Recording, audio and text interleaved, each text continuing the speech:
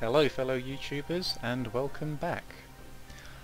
I hope by now you have an idea of what's going on, but if you have decided to join a Let's Play in the middle, we're playing Europa Universalis 3 Divine Wind as the nation of Malacca, trying to form the nation of Malaya.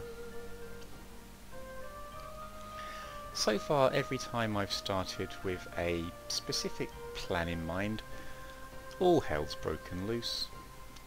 And we've achieved some things, but never what we set out to do. So, for now, let's just see what happens. I do have a certain, shall we say, desire. There is a country I'd quite like to annex, but due to this game having an uncanny knack of trolling me and having things go wrong, I won't say which country I'm going to annex. It's a mystery.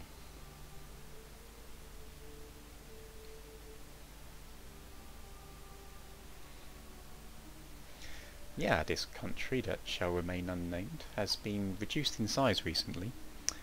So, following a successful war, a complete annexation may be on the cards.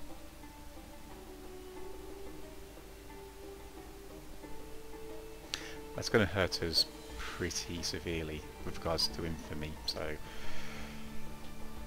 on a serious note, we are going to have to wait before we enact this so-called plan.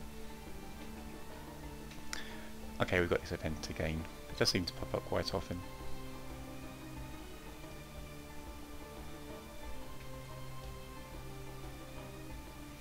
Ah, a new event. Our superbly drilled army is, in the opinion of our most influential generals, invincible. And I'm sure past viewers will agree. Any recent defeats are down to the weather, or the enemy using such unmanly things as tactics. As far as our generals are concerned, there is no way to improve on perfection. Now, invincible, I do like the sound of it. We will become complacent until 1455, that's 7 years of a penalty to research in the field of land tech. Or we can be honest and lose stability.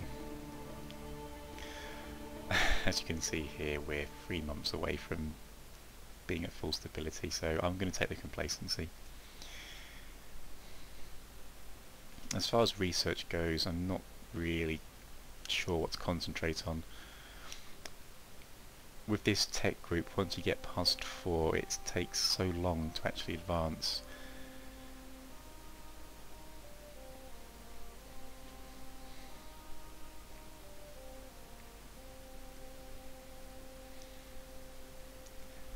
As far as medium to long-term objectives go, we do have a lot of undiscovered territory. So getting to Trade 7 and unlocking Quest for the New World would definitely be of great benefit, but that requires Trade 7, and that's a heck of a long way away. Okay, well the stability's popped.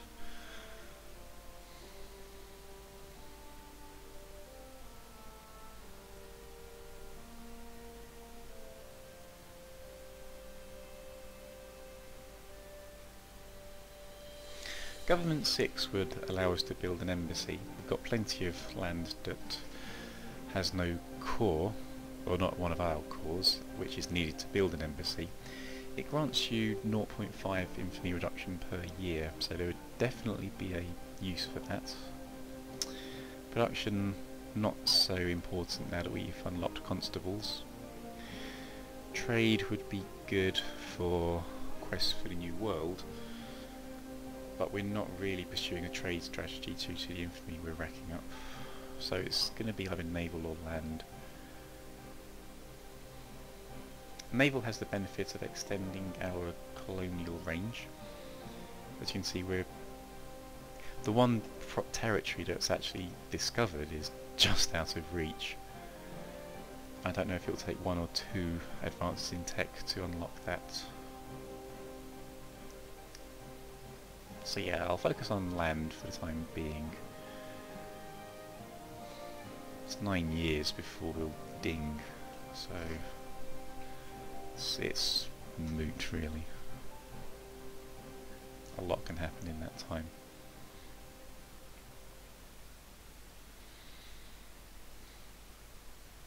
There's one province here with a very high revolt risk that's been taken only recently, so better keep that reinforced. I'm not sure if I mentioned, but island provinces are useful here. Once a revolution takes place, we can stop them from fleeing and having that horrible whack-a-mole scenario.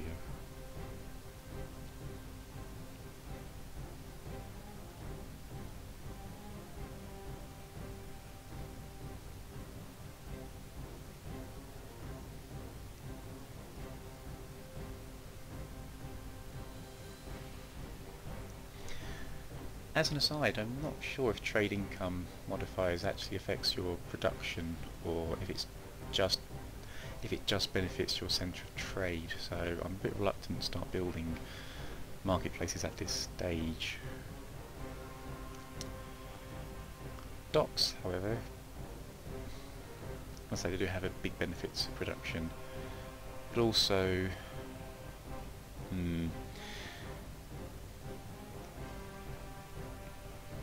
yeah, if you remember my totally secret plan, that will require declaring war over the Casus Belli, which will hurt us as far as stability is concerned, so I think investing in that's the best thing to do at the moment, which has naturally tanked our economy.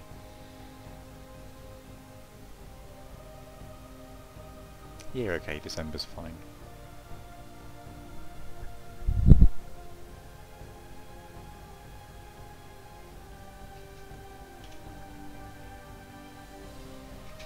Okay, it's nice to see manageable sized rebellions spawning, but yeah, we'll block them off.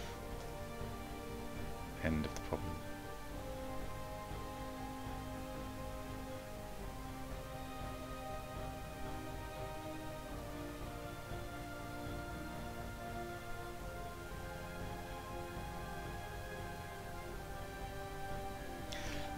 Now I must admit that completely annexing this country is quite aggressive and not something I would usually do.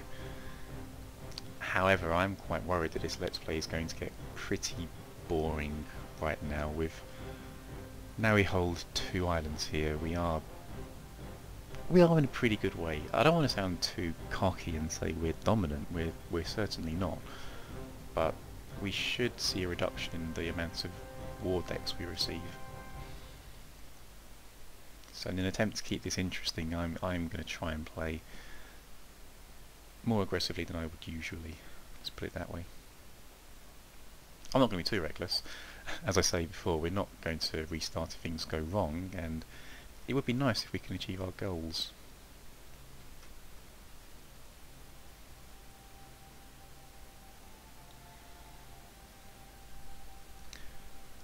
Holding territory here would also uncover the neighbouring provinces, which it's really what I'm hoping for. We need that to form the nation of Malacca and gain cause on Brunei.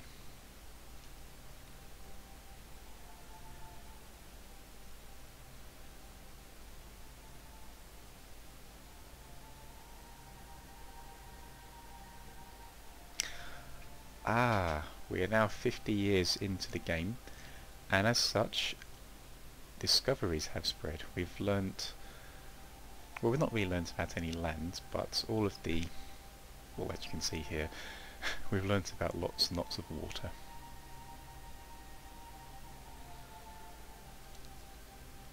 I don't think there's been any countries revealed through this, but I would have hoped these provinces would have been revealed to us automatically. Majafit do begin the game with these provinces discovered, so after 50 years they should become visible to us, so I'm not too sure why that hasn't happened. I hope they don't need to be discovered by a explorer before they'll become available to everyone, because I don't expect to see Europeans in this part of the world for, well, probably 150 years. It's usually when they reach this part of the world when I've been playing as one of them.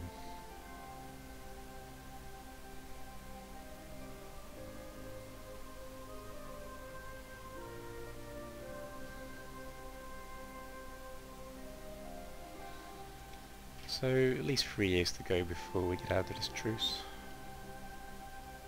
How are our vassal doing?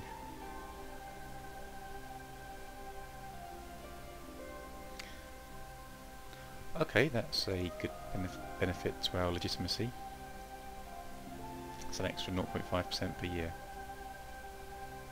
Nachinsky.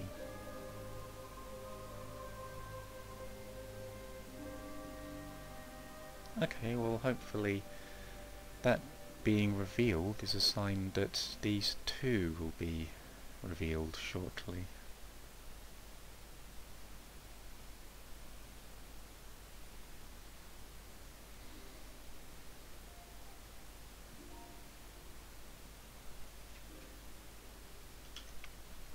We're just getting the same missions over and over again.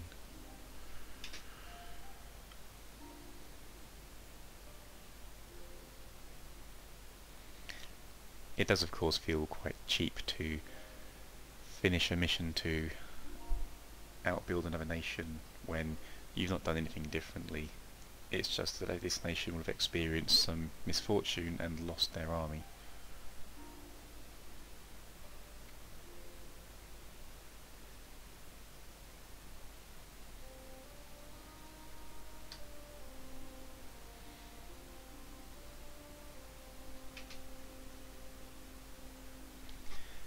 Changes of policies, when poorly timed and made, were often wrongly perceived by the people of the time beyond their actual efficiency, as a proof of the government's ill will and lack of interest in the welfare of the realm. So we can lose stability or lose more money than we have, so fortunately we'll have to take the stability hits. Now, gaining cores is a wonderful development.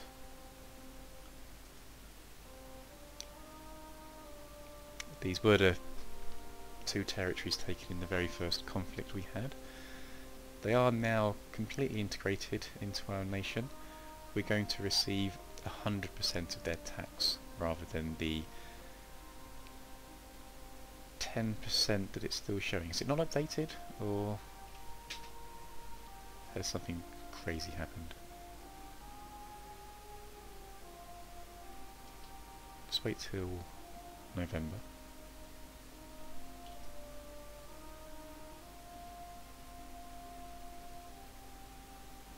Yeah, there we go. 125% because we have a constable in the... Oh, hang on. Where am I looking? What am I doing? Yeah, it's 100%. We're fine.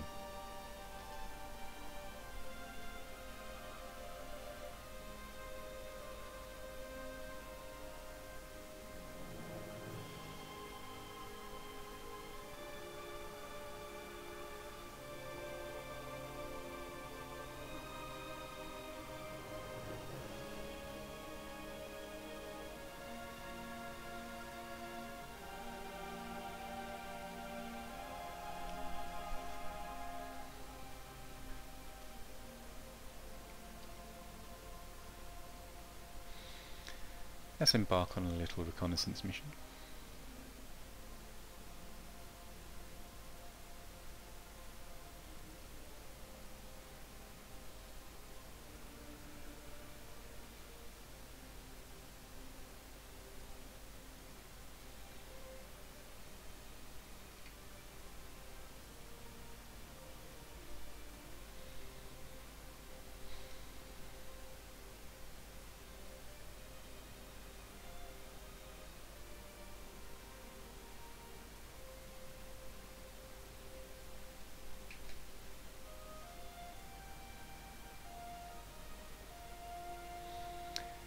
We're uncovering a lot of territories around here, so I just wish I understood why some provinces are being uncovered and others aren't. As far as the options are concerned, it takes 50 years for knowledge of the land to spread. So I would have expected them all to have popped at the same time, like all of these sea provinces have. Well, sea zones, not provinces. Ah, is that uncovered? Tiny little nation now. Aha, even more cores. Fantastic.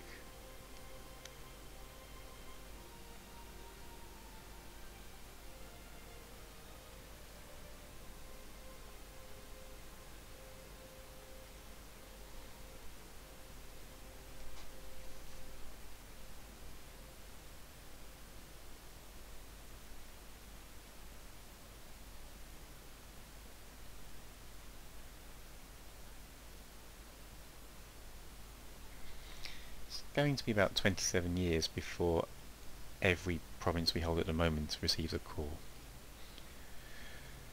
But in the meantime, the more provinces that do core increases our income and allows us to support a bigger army. And that naturally leads to more power projection.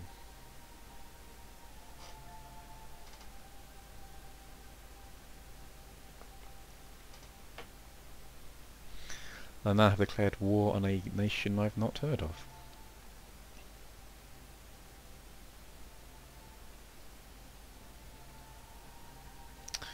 I wonder where that is.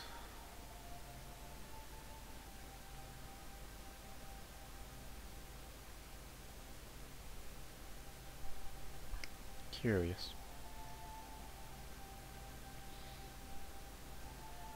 It's worth pointing out at this stage that 50 years into the game, from a grand campaign, sorry, starting from the earliest possible date, is normally when Ming starts to encounter problems.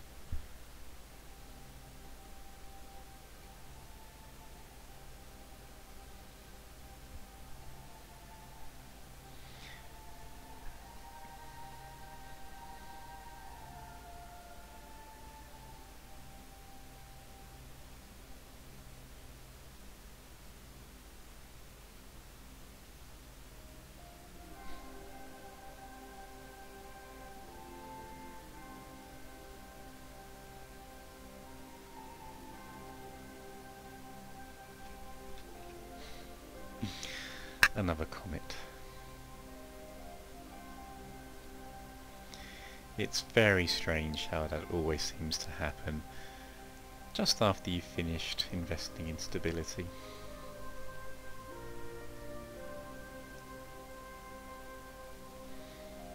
I say funny, I mean painful.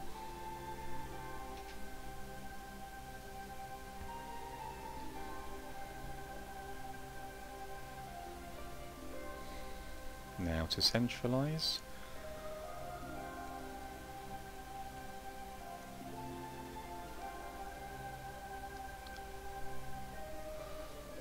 Or to focus more on our plutocrats.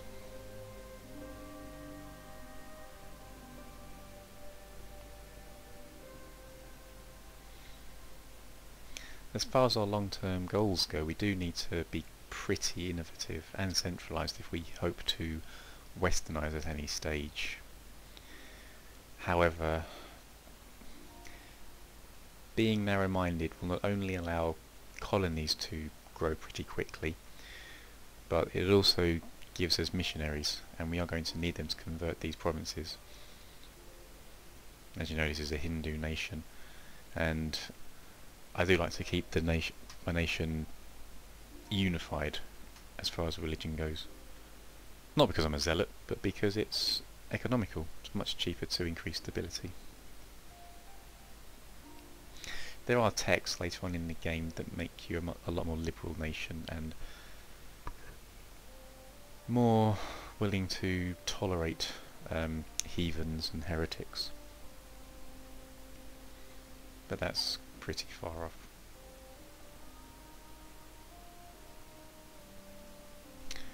Oh yes, I didn't actually move my slider, did I? Okay, we'll centralise and get a large revolt. 3 regiments in Bahang, 4 in Lampung. Doesn't seem too far away.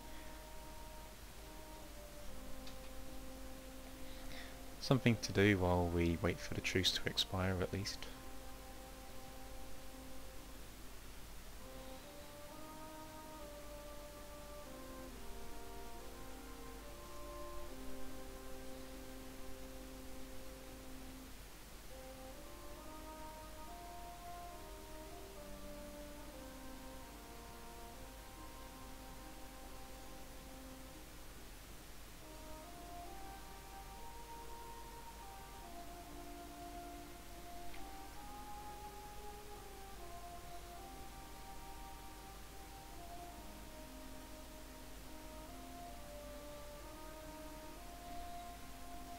good to see Bihar getting involved in wars.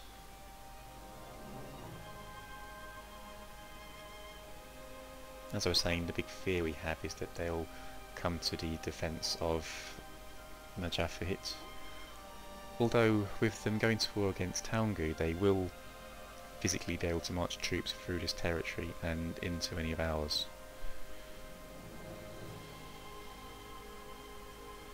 But we'll see, hopefully that will be resolved by the time I finish dealing with these rebels.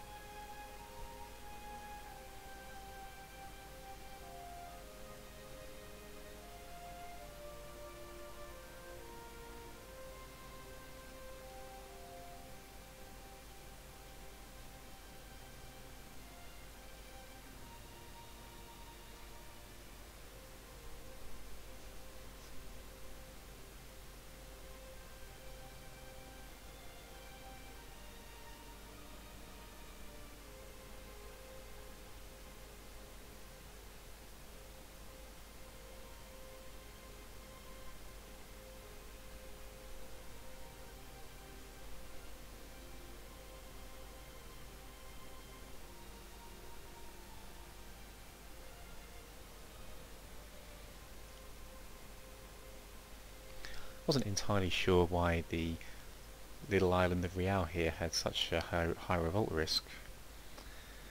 However, they have a completely random culture. Practically this entire area has the same culture of Malayan, but yeah, these guys, Sulawesi.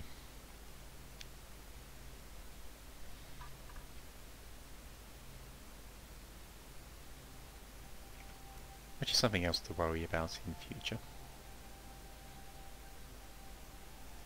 But hey, I don't want to get ahead of myself.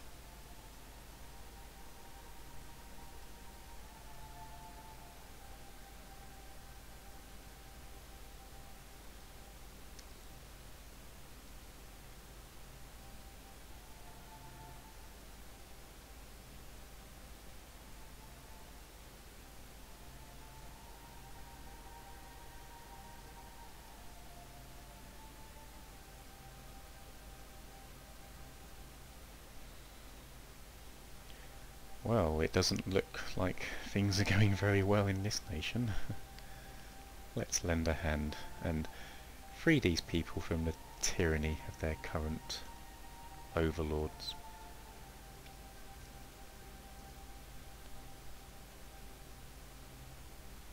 Yeah, as feared, Bihar have joined in, and I see Fate have also joined the battle. That's concerning, but you know, we'll concentrate on here and see what happens.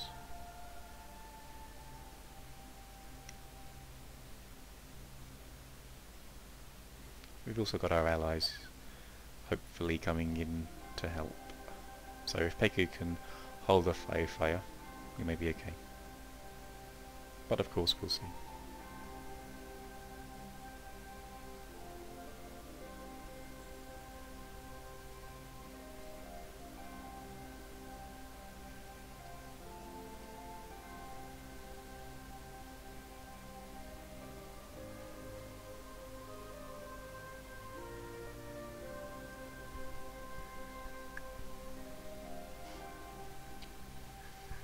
The Japhets aren't really going to pose any problems themselves. The threat does lie from their allies.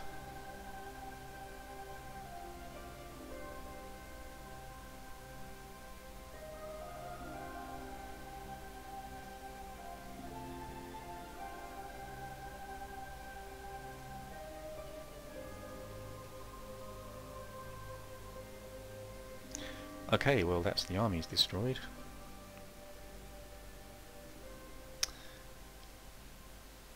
But not the rebels.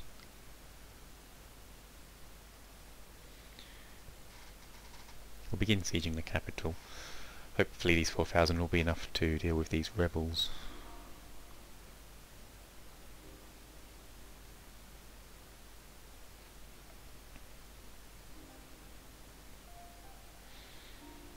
Malacca are here to help with the sieging. Fantastic.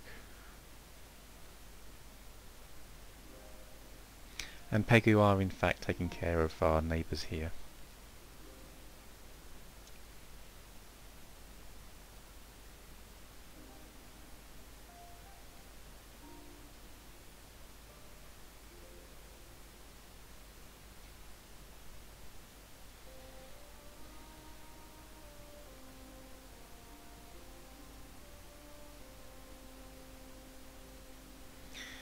Brunei have warned us. I wonder if they still have that ridiculously large army. No, it is decreasing in size. Still an awful lot though.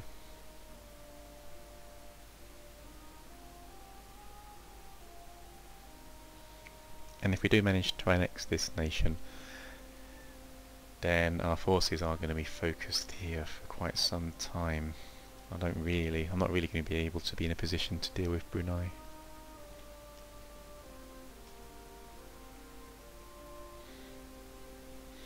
Our neighbours aren't really happy with our warring ways, it seems.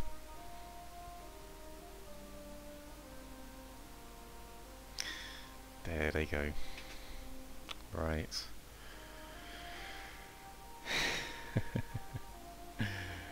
How annoying.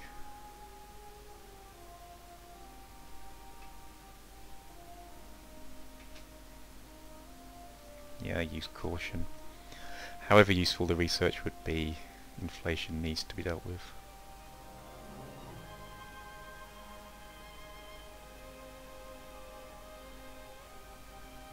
Thankfully, Brunei have nothing resembling a navy, so we can keep them pinned down here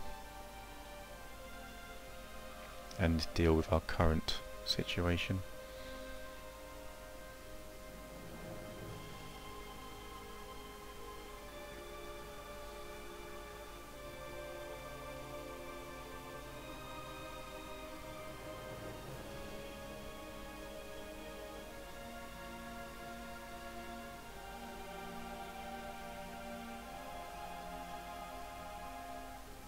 Okay, let's head off these rebels.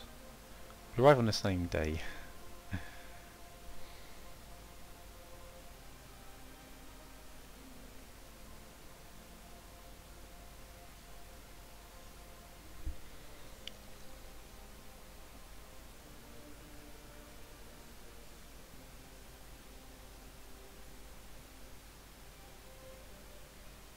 Yeah, I'm happy to see that army contained.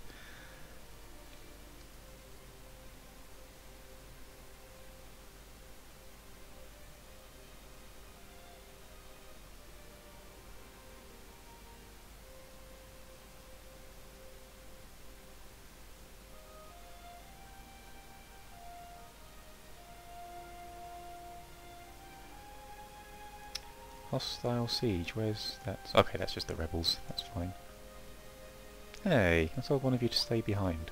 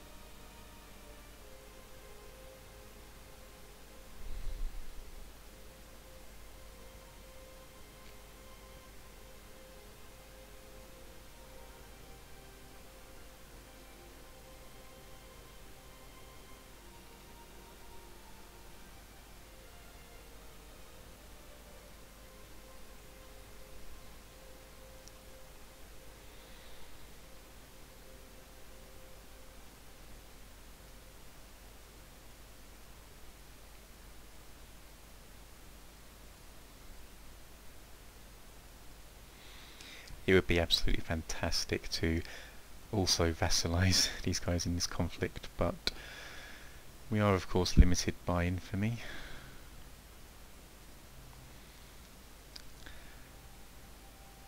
At a cost of 4 infamy per province, that's 16 infamy in total, which should bring us up to 36, 2 below the infamy limit. So vassalizing them would push us over. Yeah, that's fine. You started it. Nothing I can gain with that army, but there's nothing they can do, so they want it out.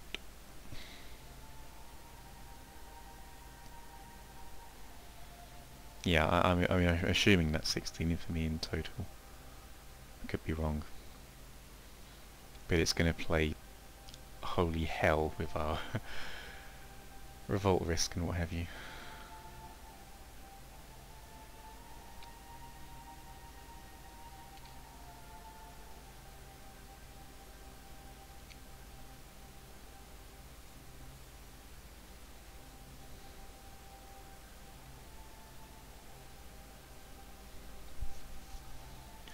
There would be nothing wrong, usually, with only taking a few provinces and coming back at a later date to finish them off, but I really want these 2 provinces to speed up the uncovering of these territories.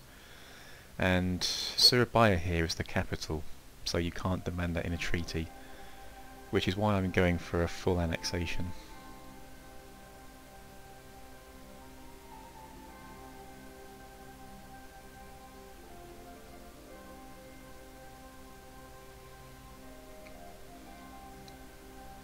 Absolutely going to be a nightmare of a region to keep under control, but I think these 2 regions are stabilised enough now.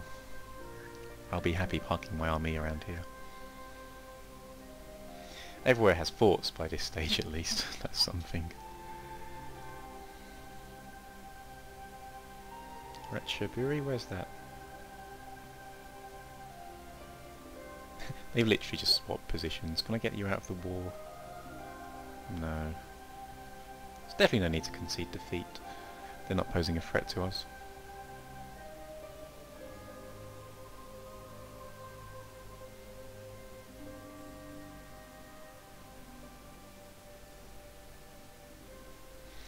Okay, here we go. Well, first of all, it is possible, and yeah, I was right, 16 infamy. 36 out of a total of 38. Very expensive. I'm sure this will be regretted fairly soon, but let's go. Okay, it's all ours.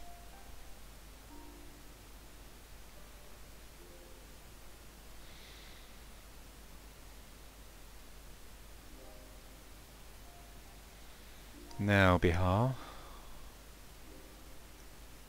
How are we going to get out of this war? Yeah, I'll concede defeat. I totally lost there. Oh, well, they didn't waste any time. Dishonourable scum, have I gone over the limit? What?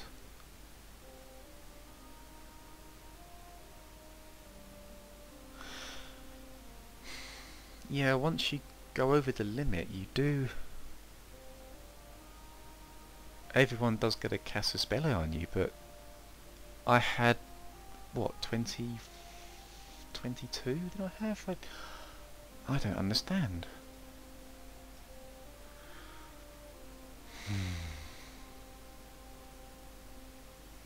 Well, next crisis, as the lovely Laura Voslin said.